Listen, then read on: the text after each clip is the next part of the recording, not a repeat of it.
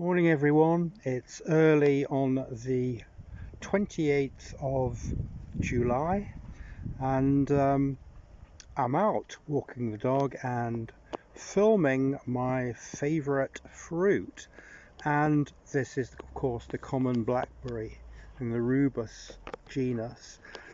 And this plant has an unfortunate reputation because most of it, people think of it as a bramble, as a terrible and invasive weed, and perhaps that's what makes it so special, is because it is probably the easiest wild fruit to find, and I think it's the tastiest wild fruit as well. So there is just so much of it growing about at this time of year. Even in the middle of Nottingham, you can collect boxes of fruit that will last you days upon days, and you can return to the same place a few days later and find as many again. So let's continue on and see if we can find any other flowers on this journey as we pick a large box of blackberries, I hope. Now, not only do we have a wonderful crop of blackberries this year, but I've come at just the right time to harvest one of my favourite fruits, a plum. And I don't know whether these are wild plums growing here, but there's quite a few of them, and normally they've been picked by this time. Oh, they're just falling off in my hand. They're so ripe. Wow, look at that.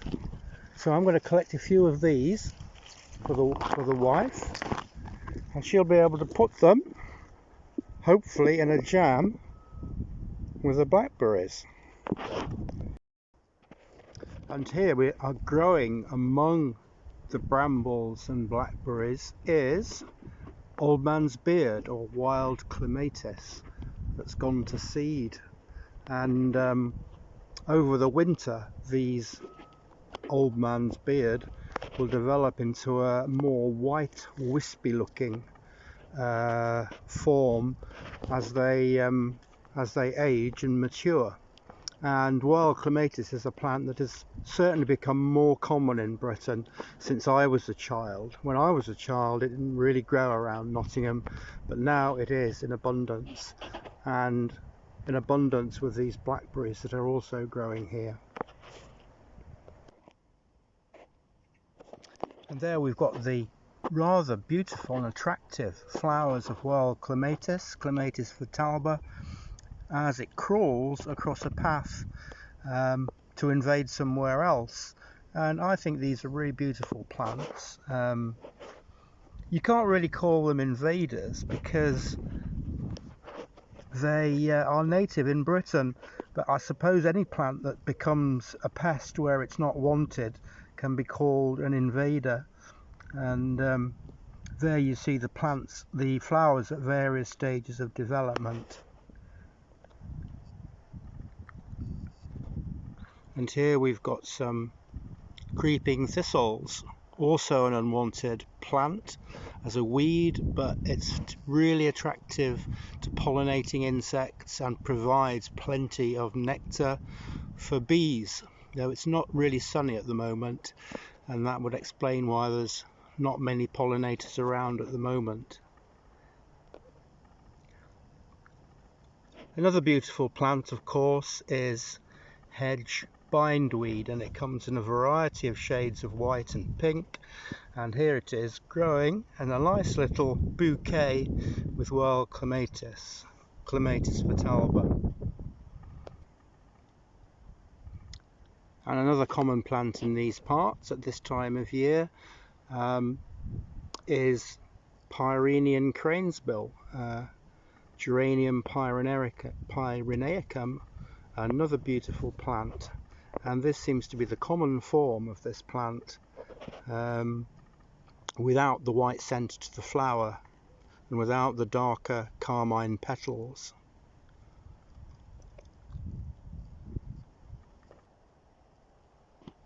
And I think here's the common hedge bindweed, I think the last little one I showed you of this I called hedge bindweed. That is field bindweed. Here we have the true hedge bindweed that is growing and flowering in abundance at this time of year.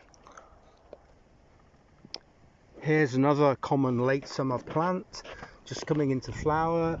This is mugwort, Artemisia, and it's a plant with a lot of herbal qualities that I've described in one of the first videos I ever made on this site.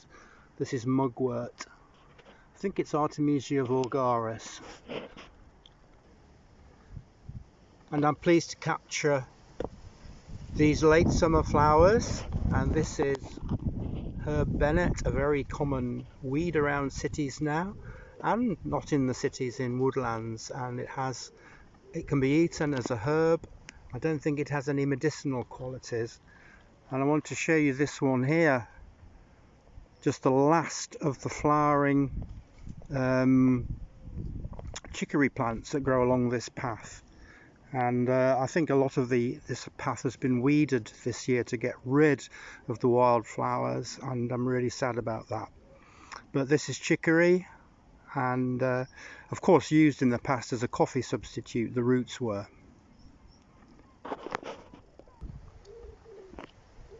And here we've got ragwort setting seed, you can see that, but it's also got one of its predators on it, a cinnabar moth caterpillar, either that or a burnet moth, I'm not sure which. But I'm pleased to be able to find one this year. They don't seem to have been very common over the last few years, but I've just come across this one, so there must be quite a few about. A couple of more late summer flowering plants. This is nipplewort, a bit of an unfortunate name, don't know really why it's called that, but it has small yellow flowers, and the seed heads don't form a pappus. That's what makes it unusual from some of these other dandelion like flowers. The seed heads just dry out and produce dry seed without tufts of feathers on them. But it's a common plant nonetheless.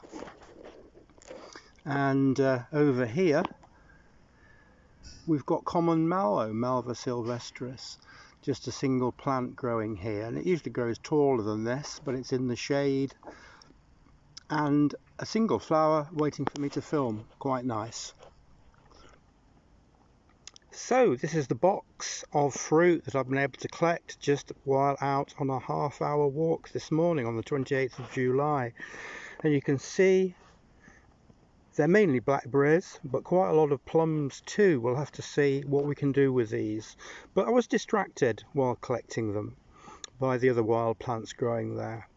What I wanted to mention was that blackberry is a plant that is known for possibly being carnivorous, and I'll give details of how brambles or blackberries capture sheep and make it very difficult for them to be removed.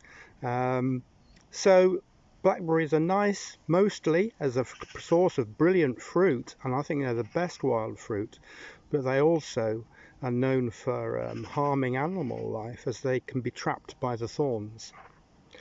Anyway, please like and subscribe, and thanks for watching, and I'll add the details of how blackberry can be a carnivore. Thanks for watching. Just to round off, I wanted to discuss the possibility that blackberry plants are carnivores. They are often considered to be protocarnivorous or semi-carnivorous due to their ability to trap and kill small animals and even large animals with their thorns, though they lack the ability to digest the prey themselves. So they're not carnivorous in the sense of Venus flytraps or sundews, which trap insects on the leaves and absorb them directly. Blackberries can actually kill plants by trapping them, but they're then reliant on the animals to decay, and then their bodies and the nutrients in their bodies get into the roots.